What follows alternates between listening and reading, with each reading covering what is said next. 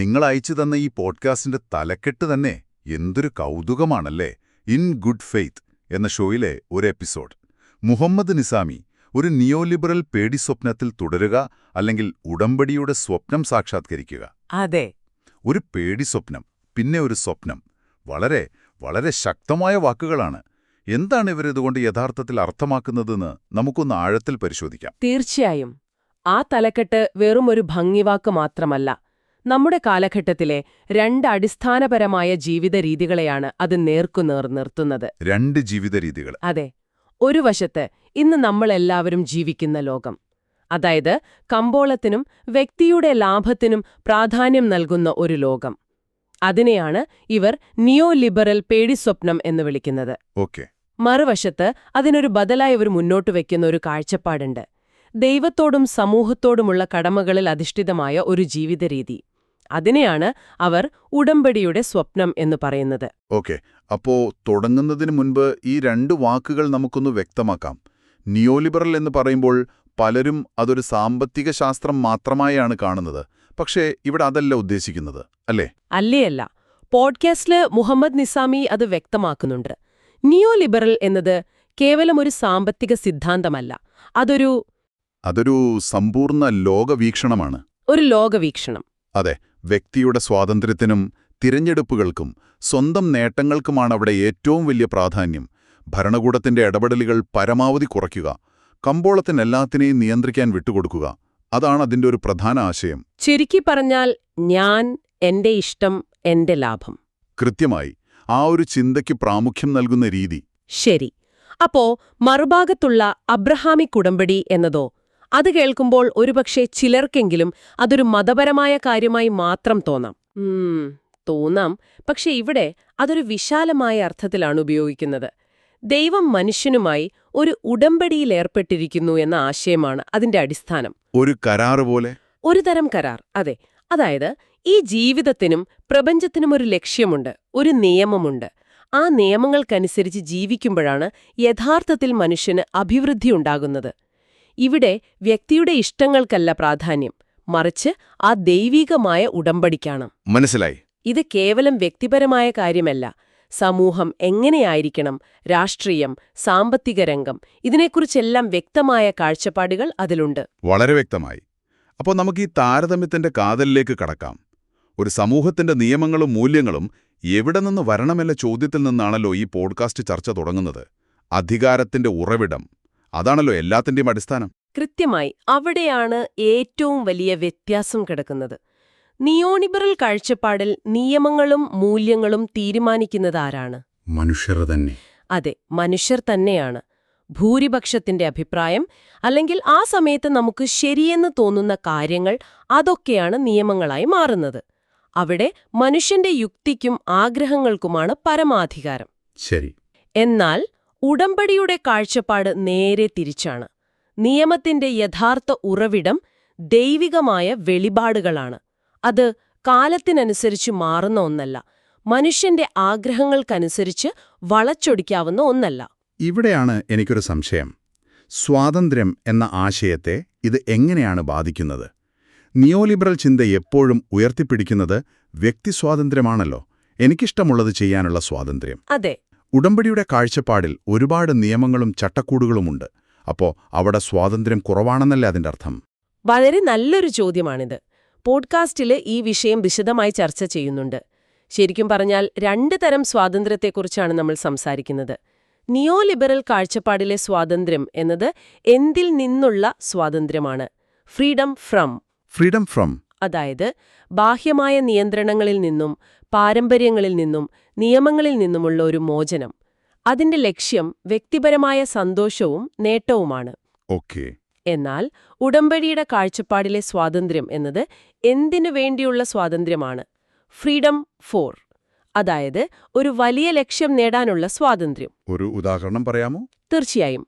ഒരു കാർ ഓടിക്കാൻ പഠിക്കുമ്പോൾ ട്രാഫിക് നിയമങ്ങൾ ഒരു നിയന്ത്രണമായി തോന്നാമല്ലേ? അതെ, ശരിയാണ്. പക്ഷേ ആ നിയമങ്ങൾ പാലിക്കുമ്പോഴാണ് നമുക്ക് സുരക്ഷിതമായി നമ്മുടെ ലക്ഷ്യസ്ഥാനത്തെത്താനുള്ള സ്വാതന്ത്ര്യം കിട്ടുന്നത്. അതുപോലെ ധാർമ്മികമായ ചട്ടക്കൂടുകൾക്കുള്ളിൽ നിന്നുകൊണ്ട് ഒരു ദൈവികമായ ഉദ്ദേശ്യം നിറവേറ്റാനുള്ള സ്വാതന്ത്ര്യത്തെക്കുറിച്ചാണ് ഉടമ്പടി സംസാരിക്കുന്നത്. ഒന്ന് അനിയന്ത്രിതമായ ഓട്ടമാണ്, മറ്റൊന്ന് ലക്ഷ്യബോധത്തോടെയുള്ള യാത്രയാണ്. ആ ഉദാഹരണം കാര്യങ്ങൾ വളരെ എളുപ്പമാക്കി. ഈ അടിസ്ഥാനപരമായ വ്യത്യാസങ്ങൾ നമ്മുടെ ദൈനംദിന ജീവിതത്തെ എങ്ങനെയാണ് ബാധിക്കുന്നത് എന്ന് നോക്കാം. സാമ്പത്തിക രംഗത്ത് നിന്ന് തന്നെ തുടങ്ങാം. കാരണം പണവും കമ്പോളവുമാണല്ലോ ഇന്ന് നമ്മുടെ ജീവിതത്തിലെ പല തീരുമാനങ്ങളെയും നിയന്ത്രിക്കുന്നത്. വളരെ പ്രധാനപ്പെട്ട ഒരു മേഖലയാണത്. ഈ രണ്ട് ലോകവീക്ഷണങ്ങളും ഒരു സമ്പദ്വ്യവസ്ഥയെ എങ്ങനെയായിരിക്കും രൂപപ്പെടുത്തുക? നിയോലിബറൽ സാമ്പത്തിക വ്യവസ്ഥ നമുക്കെല്ലാവർക്കും പരിചിതമാണ്. അതിന്റെ അടിസ്ഥാന മത്സരമാണ്. ലാഭമാണ് അതിന്റെ പ്രധാന ലക്ഷ്യം. ഉപഭോഗം, കൺസംഷൻ. അതെ, ഉപഭോഗം പ്രോത്സാഹിപ്പിക്കപ്പെടുന്നു. കൂടുതൽ വാങ്ങുക, കൂടുതൽ ഉപയോഗിക്കുക, കൂടുതൽ നേടുക. ഇതൊരു തരം തീരാത്ത ഓട്ടമാണ്. ഈ വ്യവസ്ഥയിൽ എല്ലാം ഒരു കച്ചവടച്ചരക്കാണ്. വിദ്യാഭ്യാസം, ആരോഗ്യം, എന്തിന് മനുഷ്യബന്ധങ്ങൾ പോലും. ഒരു മിനിറ്റ്.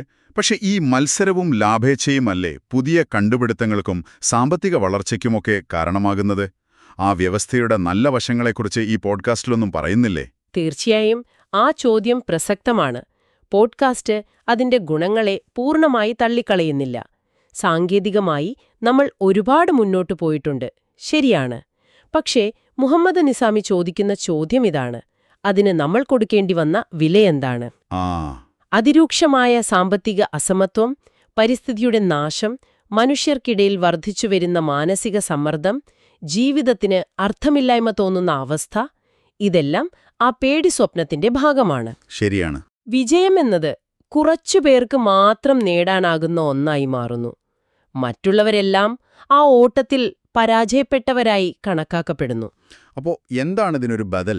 ഉടമ്പടിയിൽ അധിഷ്ഠിതമായ ഒരു സാമ്പത്തിക വ്യവസ്ഥ എന്ന് പറയുമ്പോൾ അത് കേൾക്കാൻ കൗതുകമുണ്ട്. അതൊരു തരം കമ്മ്യൂണിസ്റ്റ് വ്യവസ്ഥയാണോ അതോ ചാരിറ്റിക്ക് പ്രാധാന്യം നൽകുന്ന ഒന്നാണോ?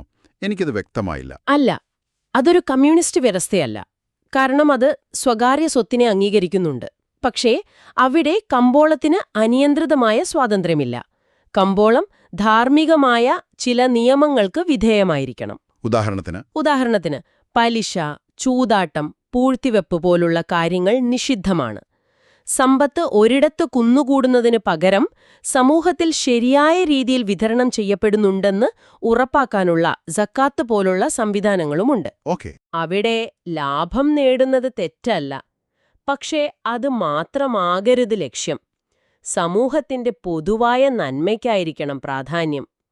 കച്ചവടം പോലും ഒരുതരം ആരാധനയായി കാണുന്ന സത്യസന്ധതയ്ക്കും നീതിക്കും വില കൽപ്പിക്കുന്ന ഒരു രീതിയാണത്. ഇത് സാമ്പത്തിക രംഗത്ത് മാത്രമല്ല, വിദ്യാഭ്യാസത്തിലും വലിയ മാറ്റങ്ങൾ കൊണ്ടുവരുമല്ലോ.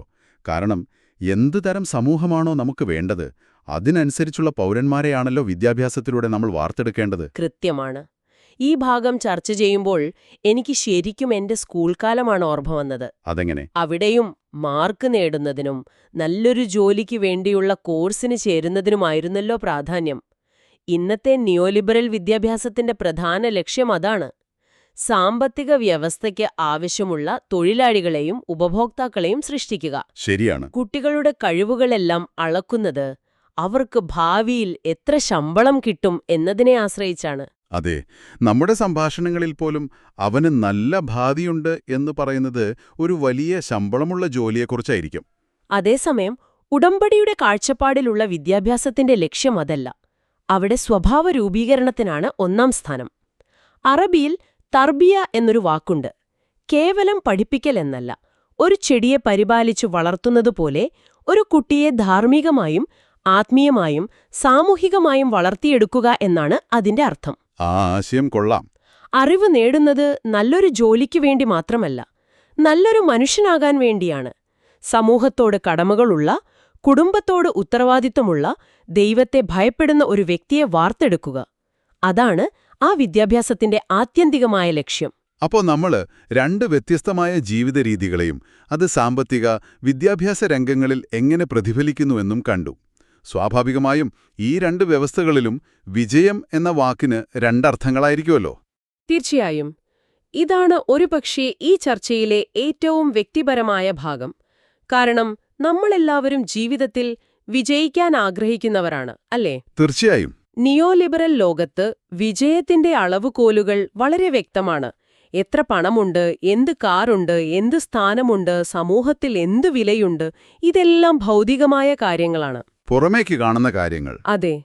പലപ്പോഴും ഈ ഓട്ടത്തിനിടയിൽ നമ്മൾ സ്വന്തം കുടുംബത്തെയും ആരോഗ്യത്തെയും മനസമാധാനത്തെയും മറന്നുപോകുന്നു. പോഡ്കാസ്റ്റിൽ പറയുന്നതുപോലെ പുറമേ നിന്ന് നോക്കുമ്പോൾ വളരെ വിജയിച്ചവരായി തോന്നുന്ന പലരും ആന്തരികമായി വലിയ ശൂന്യത അനുഭവിക്കുന്നവരാണ്. അതാണ് ആ വ്യവസ്ഥയിലെ പ്രവർത്തന വൈകല്യവും കാപട്യവും. അപ്പോ ഉടമ്പടിയുടെ കാഴ്ചപ്പാടിൽ എന്താണ് വിജയം? അവിടെ വിജയത്തിന് പല മാനങ്ങളുണ്ട്. ഭൗതികമായ നേട്ടങ്ങൾ അതിന്റെ ഒരു ഭാഗം മാത്രമാണ്, അതും ധാർമ്മികമായ വഴികളിലൂടെ നേടുന്നതാണെങ്കിൽ മാത്രം. അതിലുപരി ദൈവവുമായുള്ള നമ്മുടെ ബന്ധം എത്രത്തോളം ദൃഢമാണ്. നമ്മുടെ ബന്ധങ്ങൾ. അതെ, നമ്മുടെ കുടുംബ ബന്ധങ്ങൾ എത്രത്തോളം ഊഷ്മളമാണ്. നമ്മൾ നമ്മുടെ അയൽക്കാരോടും സമൂഹത്തോടും നമ്മുടെ കടമകൾ നിറവേറ്റുന്നുണ്ടോ? നമ്മുടെ മനസ്സിന് എത്രത്തോളം ശാന്തിയുണ്ട്? ഇതെല്ലാമാണ് യഥാർത്ഥ വിജയത്തിന്റെ അളവുകോലുകൾ. അത് പുറമെ കാണുന്ന ഒന്നല്ല, ഉള്ളിൽ അനുഭവിക്കേണ്ട ഒന്നാണ്. ഈ പോഡ്കാസ്റ്റ് കേവലം ഒരു വിമർശനത്തിലോ താരതമ്യത്തിലോ ഒതുങ്ങുന്നില്ല എന്ന് തോന്നുന്നു. കേൾക്കുന്നൊരാൾക്ക് ശരി, ഈ പറയുന്നതൊക്കെ കൊള്ളാം, പക്ഷെ ഞാൻ ഇനി എന്ത് ചെയ്യണം എന്ന് തോന്നിയാൽ അതിനും ഒരു മറുപടി കൊടുക്കാൻ ശ്രമിക്കുന്നുണ്ടല്ലേ? അതെ, അതാണിതിന്റെ ഏറ്റവും വലിയ പ്രത്യേകത. ഇതൊരു അക്കാഡമിക് ചർച്ചയായി അവസാനിക്കുന്നില്ല. ഈ ആശയങ്ങൾ എങ്ങനെ ജീവിതത്തിൽ പ്രാവർത്തികമാക്കാം എന്നതിനെക്കുറിച്ച് വളരെ പ്രായോഗികമായ ചില നിർദ്ദേശങ്ങൾ നൽകുന്നുണ്ട്. അതായത് ദൈവവുമായുള്ള ബന്ധം എങ്ങനെ ശരിയായി സ്ഥാപിക്കാം, ദൈവിക വെളിപാടുകളെ അതായത് സ്ക്രിപ്ചറുകളെ എങ്ങനെ ആഴത്തിൽ മനസ്സിലാക്കാം, ദൈനംദിന ജീവിതത്തിലെ ചെറിയ ചെറിയ കാര്യങ്ങളിൽ പോലും ഈ ഉടമ്പടിയുടെ കാഴ്ചപ്പാട് എങ്ങനെ കൊണ്ടുവരാം എന്നൊക്കെ ചർച്ച ചെയ്യുന്നുണ്ട്. ചുരുക്കി പറഞ്ഞാൽ, നിലവിലെ വ്യവസ്ഥയുടെ പ്രശ്നങ്ങൾ തിരിച്ചറിഞ്ഞ ഒരാൾക്ക് മുന്നോട്ടുള്ള വഴി കാണിച്ചു കൊടുക്കാൻ ശ്രമിക്കുകയാണ്. അതൊരു വിമർശനമെന്നതിലുപരി ഒരു ക്ഷണമായി മാറുന്നു. അപ്പോ ചുരുക്കി പറഞ്ഞാൽ, നിങ്ങൾ പങ്കുവച്ച ഈ പോഡ്കാസ്റ്റ് വിവരണം നമ്മൾ ജീവിക്കുന്ന ലോകത്തെക്കുറിച്ച് ആഴത്തിൽ ചിന്തിക്കാൻ പ്രേരിപ്പിക്കുന്ന ഒന്നാണ്. നമ്മൾ സ്വാഭാവികമെന്ന് കരുതുന്ന പല കാര്യങ്ങളും, നമ്മുടെ ജോലി, നമ്മുടെ വിദ്യാഭ്യാസം, വിജയത്തെക്കുറിച്ചുള്ള നമ്മുടെ സങ്കല്പങ്ങൾ, അതെല്ലാം യഥാർത്ഥത്തിൽ ഒരു പ്രത്യേക ലോകവീക്ഷണത്തിന്റെ ഭാഗമാണെന്നത് ഓർമ്മിപ്പിക്കുന്നു. അതിനൊരു ബദലുണ്ടെന്നും ആ ബദൽ ഒരുപക്ഷേ കൂടുതൽ അർത്ഥപൂർണമായ ഒരു ജീവിതം നൽകുമെന്നും പറയുന്നു. ഇതിനെ ഒരു വലിയ ചിത്രവുമായി ബന്ധിപ്പിക്കുകയാണെങ്കിൽ, നമ്മുടെ സമൂഹം പ്രവർത്തിക്കുന്ന അടിസ്ഥാന തത്വങ്ങളെക്കുറിച്ച് തന്നെ പുനർവിചിന്തനം നടത്താനാണ് ഇതാവശ്യപ്പെടുന്നത്. നമ്മൾ തിരഞ്ഞെടുക്കുന്ന ബാങ്കിംഗ് രീതി മുതൽ നമ്മുടെ കുട്ടികൾക്ക് നൽകുന്ന ഉപദേശം വരെ എല്ലാത്തിലും ഈ രണ്ട് ലോകവീക്ഷണങ്ങൾ തമ്മിലുള്ളൊരു മത്സരം നടക്കുന്നുണ്ട്. ശരിയാണ്. ആ മത്സരത്തെക്കുറിച്ച് നമ്മൾ ബോധവാന്മാരാകണം എന്നാണ് ഈ പോഡ്കാസ്റ്റ് പറയുന്നത്. അല്ലാതെ അറിഞ്ഞോ അറിയാതെയോ ആ പേടി സ്വപ്നത്തിന്റെ ഭാഗമായി ഒഴുകിപ്പോകരുത്. ഈ ചർച്ച നിങ്ങൾക്ക് വേണ്ടി ഒരു ചിന്ത നൽകുന്നു. ഒരു പ്രത്യേക ദൈവശാസ്ത്രപരമായ ചട്ടക്കൂടിനപ്പുറത്തേക്ക് ചിന്തിച്ചാൽ, നമ്മൾ ജീവിക്കുന്ന സമൂഹത്തിന്റെ അടിസ്ഥാന നിയമങ്ങളെയും മൂല്യങ്ങളെയും നമ്മൾ എപ്പോഴെങ്കിലും ചോദ്യം ചെയ്തിട്ടുണ്ടോ? വിജയമെന്നാൽ എന്താണ്? സ്വാതന്ത്ര്യമെന്നാൽ എന്താണ്? നല്ല ജീവിതമെന്നാൽ എന്താണ് എന്നതിനെക്കുറിച്ചെല്ലാം നമുക്ക് നമ്മുടേതായ ബോധപൂർവമായ ഒരു ധാരണയുണ്ടോ? അതോ സമൂഹം നമ്മുടെ മനസ്സിൽ വരച്ചിട്ട ഒരു ചിത്രത്തിനനുസരിച്ച് ജീവിക്കുകയാണോ നമ്മൾ? ആ ഒരു ചോദ്യം സ്വയം ചോദിക്കുന്നിടത്താണ് ഒരുപക്ഷെ മാറ്റത്തിന്റെ തുടക്കം.